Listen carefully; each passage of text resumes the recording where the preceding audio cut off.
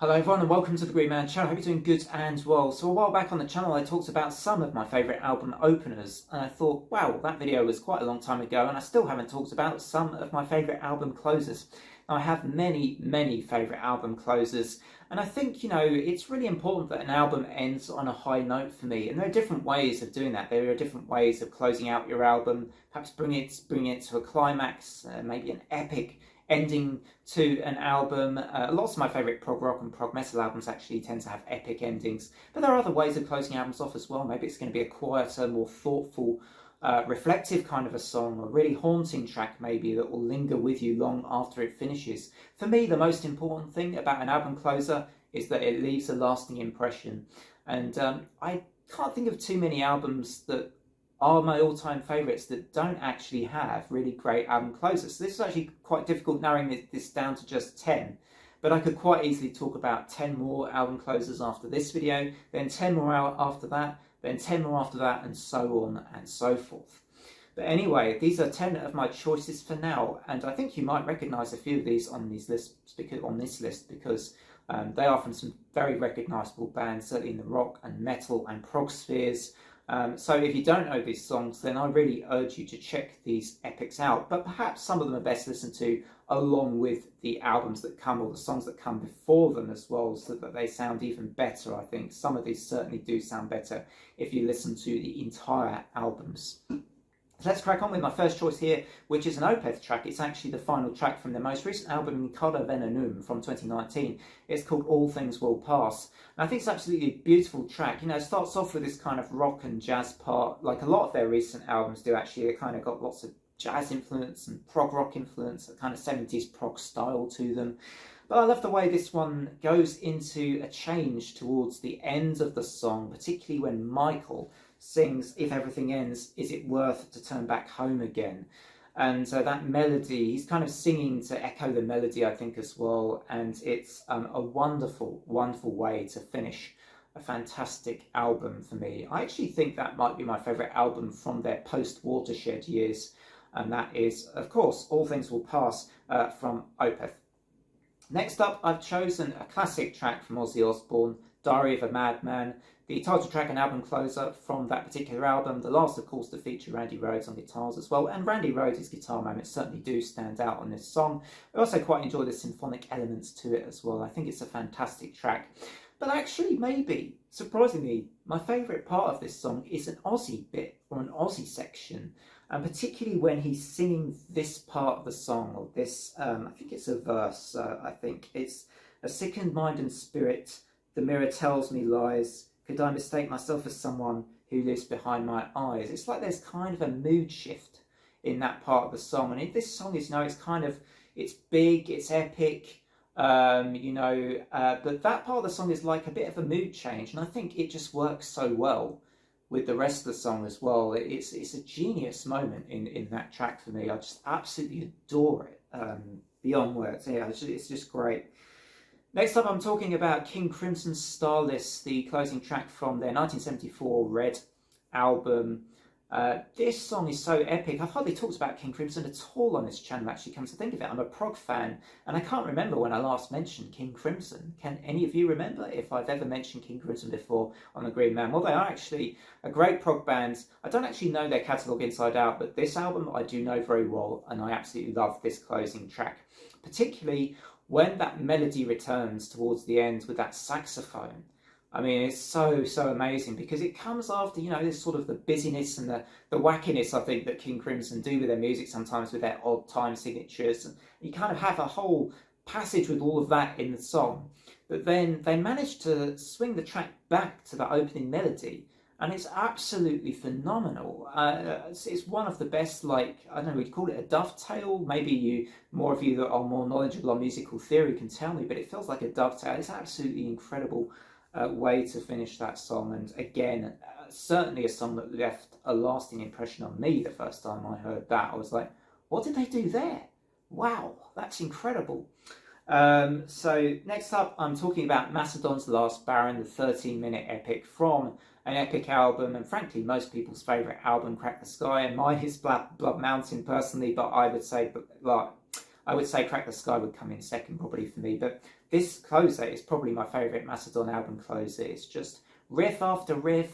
Don't blink, don't take a moment out of this song. Don't walk away from this song at any moment, because you might miss a great part of it when Bill and Brent are playing their parts, or Troy's booming vocals throughout the song. It's just an immense track. They were bold enough to open with this particular song when I last saw them live. They opened with The Last Baron, and I almost squealed in excitement because I was absolutely thrilled that they'd chosen to open with one of my all-time favourite Mastodon tracks. Goosebumps from the very start of that gig. Oh my god. Anyway, next up I'm talking about Thin Lizzy and the closing track. Again, a title track that goes, or what was the last title track I talked about? Diary of a Madman. This is another closing and title track from the Thin Lizzy Black Rose album, and it is the Black Rose, or Roisin Dub. I don't quite know how you say it in Irish. Apologies for that. But for me, again, it's another song where it's a kind of return. It's like that sort of dovetail moment again, where Phil Lynott sings towards the end, and he's, you've gone through this folky kind of Celtic section of the song, and then towards the end, he sings in a more sort of soft and more extended way. He's sort of going, "Oh, tell me the legends of long ago," and it's such a another absolutely beautiful part of this song that has stayed with me ever since I think the first time I listened to this one as well, and it's absolutely wonderful stuff. Phil Lynott, there's only one Phil Lynott. There will only ever be one Phil Lynott, in my opinion. Great singer, great performer, songwriter, so on and so forth. Sadly, he passed away way too soon. Next up, we've got Dream Theater. I'm talking about the Count of Tuscany, the 19-minute song, like sort of John Petrucci's retelling of this story when he was in Italy with this wine merchant or something. I can't quite remember the details. Sacrilege, right? But it's this song that I really, really love, and I think in a way, it's all the different phases it goes through that make it feel like this is a sort of a story of a song, and that's one of the things that makes it really effective, because you have different sections, different moods, different styles throughout this entire 19 minutes that keep you in with the song. This isn't one of the Dream Theater technical technical kind of madness where they're playing things just to kind of, it feels like just to go and show off sometimes and go crazy into sort of all sorts of different parts, but without carrying you along with them. And that's the thing for me with Dream Theater. They're best sometimes when I think they carry you along with their tracks, and this track certainly does that. And for me, the highlight of this song is when James LeBrie sings the Count of Tuscany, perhaps for the last time, and it's when John Petrucci swoops in with that wonderful guitar solo at the very end. And you know what? I know how good a guitar player Petrucci is, but when he does his more melodic solos, sometimes those are his absolute best. They are his absolute best. He doesn't need to do all that shredding. Sometimes just do one of those big melodic guitar solos, and particularly for a song like this, it hits the spot. And it's a great 19-minute track, this one, and what a way to finish Black Clouds and Silver Linings, which is also why it's one of my favourite albums, because the closer is so goddamn good. Next up, I'm talking about a pretty recent album, and it was my album of the year for 2021, and again, the album closer probably had a little bit of something to do with that, because, this album's about sort of the stars and journeys across the night sky. I think it's like a sci-fi kind of themed album from Iron, this Danish progressive metal band. And it's a song, if I haven't already said, it's called Safe Across the Endless Night. And it is just all these kind of great crescendos. John Aldara's vocals are very operatic, and every line he sings throughout this song you listen to, right? He has got you from that first time he opens, I think, with his first vocals in this track, and everything that he sings is just chilling. And it's certainly a song that I love listening to this one start to finish. I can listen to this without listening to the whole album too, to be honest. I can actually just listen to this song. It's just so good, even without. I think it's better with the other songs probably, but there's something about this one, I can still listen to it on its own and feel like I am journeying across that endless night sky, as the song kind of, I think, probably was the intention of that particular track too. Next up, I'm talking about, for me, what's kind of a real heartbreaking song, but perhaps, you know, having said that, you might not be expecting me to say the name of the band I'm about to say, which is Alice in Chains. This is Blackest Way to Blue. There is a performance of this by Lily Cornell Silver, of course, the late Chris Cornell's daughter, and her performing it at Mopop Founder Awards, I believe, in 2020, and it's absolutely beautiful. It's haunting, you know, for her as well. I mean, it must have felt like, you know, obviously with Lane, the song is dedicated to Lane Staley, but it also feels like for her it was probably like a bit of a dedication to, of course, her late father as well. And that is a really powerful performance. But this song, just as a song, I think, you know, is a fantastic track. You've got an Elton John piano part being played in it, and it gets me every time. This song, it pretty much destroys me. I almost like struggle to listen to it a bit myself, because it is just so, you know, it's 3 minutes, but it doesn't need to be any longer. It's so heartfelt and powerful when you think about, makes you think about Lane, and you know, it's just crushing. Next up, I'm talking about another really, really crushing track, and that's Draconian, Death Come Near Me. So we're getting a bit depressing as we get towards the end of this list, right? But this is a 15-minute epic.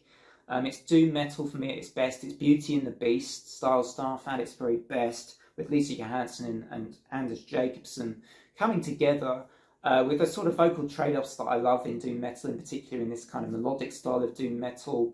You know, this chorus from Lisa is just out of this world. It's off the charts. It's immensely emotional.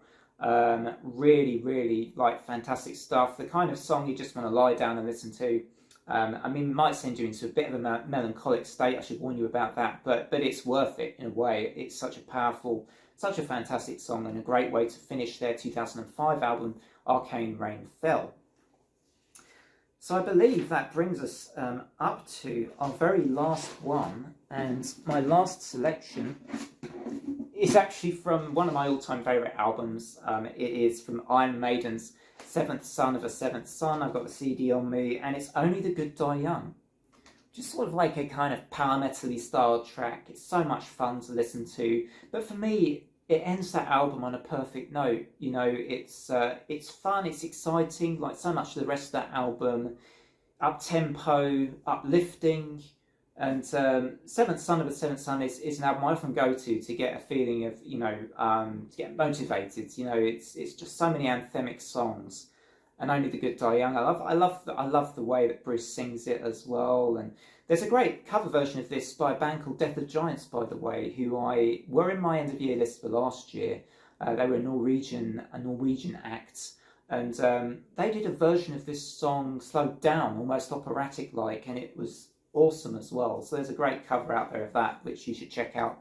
That's Death of the Giants. Maybe I can put that in the description box for the video. But anyway, that's my 10 of my favourite album closers. Hope you enjoyed the video. Don't forget to drop a like and a sub if you like this kind of content. There's plenty more on this channel. I am, of course, doing Symphonic Sundays at the moment, which is a series dedicated to promoting and talking about symphonic metal.